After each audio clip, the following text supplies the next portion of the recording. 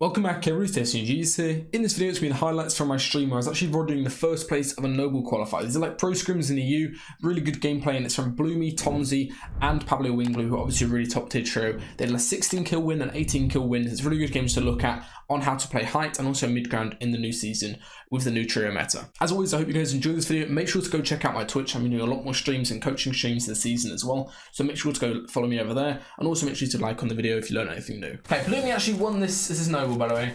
He won this from Shark Spit, which is actually quite impressive. Early game is pretty much the same as old seasons. One thing that is very important though is because the surge threshold is way higher now, right? You need to be quick in your rotates. You need to make sure you're like moving and stuff, you know? Okay, they're chilling. Yeah, this is the thing, like with top left spots, you're always going to be in kind of a scuff spot. Like, good spot for surge. Yeah, as I said, surge threshold is really high just because there's no snipers. Everyone just overpeaks me, I like. In past seasons, people would not overpeak or trade surge at all just because snipers, and then you can get padded on, but now everyone goes for trade surge. Okay, this is the correct play. If you're ever below on surge like this, like you can't rely on AR tags, you have to go and key. Find the team that's boxed up.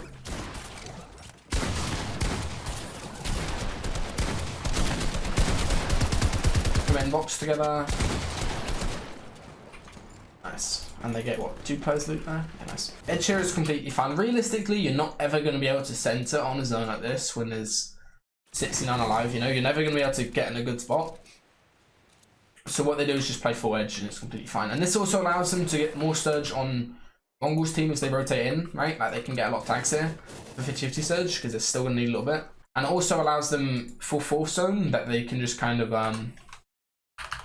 they can kind of just wrap in, you know, like just because they're below this hill billet, they can wrap up to here, or they can wrap north or something, and just use like a very cheap wood rotate. Bloomy scouting it. This might seem a little bit risky by waiting this long, but as long as you don't wait an extremely long period of time, you're not going to get held that bad because everyone else still has to rotate, you see. They kind of let, like Mongol's team up here and the Italian team down here, they let them sort of focus on their rotate. Because oftentimes if you insta-rotate into force zone, you just get held because you're the only one moving, you know? So they let these other teams in front of them move a little bit of the way. And you see what I mean? The timing that they went out there meant that they get a complete free rotate. Like, nobody was really looking at them. These guys are just built in. The other guys are just built in at the same time. A lot of people undervalue 2x2s. Like, it's really worthwhile to have extra space when you need it, you know? Even here, they make extra space because they know they're going to get key for surge. Oh, Bloom a piece. Hold on. Anyone see that? And this is really good as well. Trio fighting, when you're getting pushed for surge, you shouldn't ever be the ones making the plays. You should let your teammates make the plays and do the aggro things, you know? Nice, okay.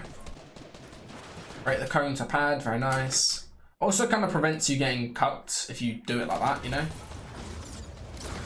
Instead of going out one where people like look at you and maybe spray you, if you just do that, you all go very, very quick. And also the benefit of doing it very quick, like I said, is the fact that, look, Tomsy is in the air like exactly the same as Bloomy, and Pablo is also exactly the same as Bloomy, right? I mean, Pablo's going to end up a little bit lower, but it means they're all going to be able to land at a very similar time. A lot of times I see people like the IGL, he'll be like a second ahead of the other guy leading, and then the guy behind will be really late, and then the IGL will choose somewhere to land, and they'll kind of get cucked, or like somebody will land in their box and they'll just die because they're so far ahead where the other one's close to them, you know?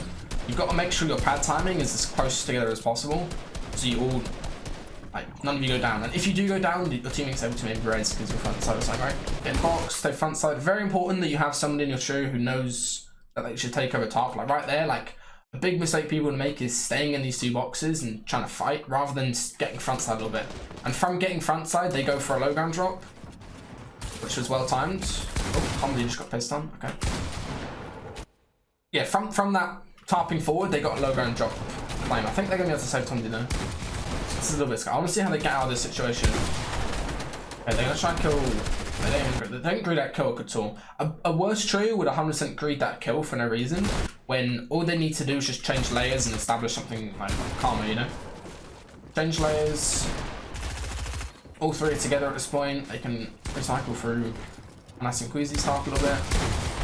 Get a kill like that. Nice.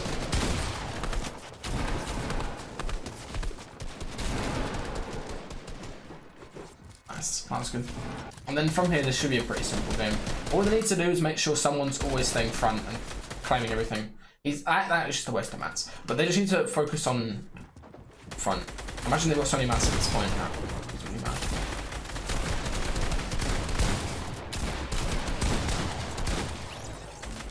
Nice.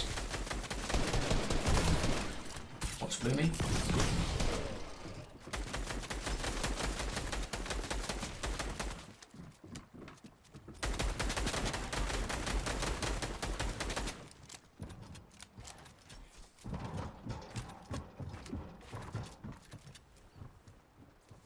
Good height flank. Two of them are fighting on low.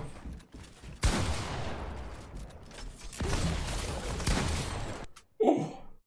A very rare Bloomadil max right there. Nice. Good stuff. I don't know if it's worth investing in mats. If they can hold height here, it's definitely worth it, but like it's a lot of mats just to have it at this early point in the game, you know? And you have to spend the whole time like worrying about getting chopped out and connecting everything. Yeah, this is good though. This is what I think is better for playing height. Is like just knowing when you should go for it. Like right here, they could have done the exact same game plan where they just sat in that box and then played height here. You know, I mean obviously there might have been somebody else who goes for height, but it kind of just prevents, kind of just allows them to go for height in a more sensible way. You know, front side, top half, especially when it pulls into dead side of half like it does here. Need to make sure they're all grouped. Pablo's gonna play backside ulti. Bloomy's going to top front side. No, he's not going to top front side. He taps a little bit. They make sure nobody lands. The important thing on these height holds is to make sure the initial padders, right, like these guys, the people that pad high on backside, let me go back, is those initial people, you need to prevent them from landing on you. As soon as they don't land on you, these guys here, then you should be able to hold it first moving. As long as you get into front side of end of first moving, right? Like, as long as like Crizzy's True is not landing on you, or these guys, you know, as long as these players aren't landing on you and you've got someone ultimate, from there you can kind of just hold height how you want to, you know.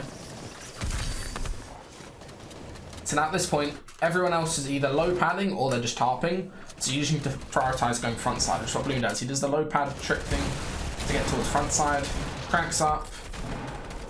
Should have covered his back. What is that kid doing? Who knows?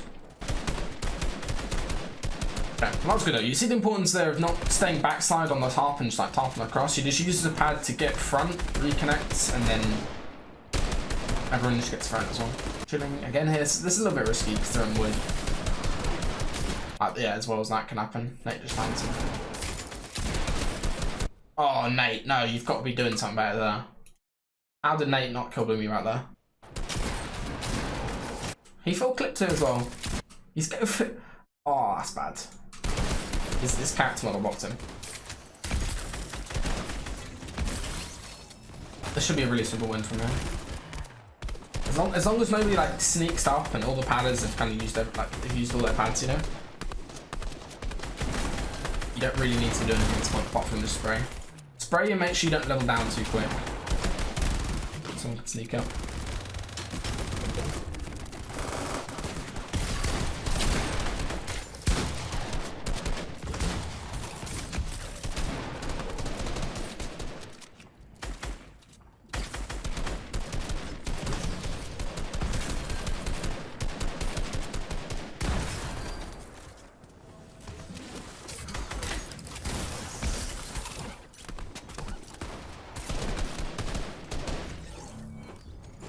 Nice. We're playing by Pablo to get up here. Chilling at this point.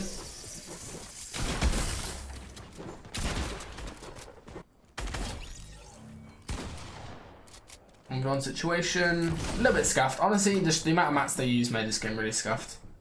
The amount of mats they used earlier.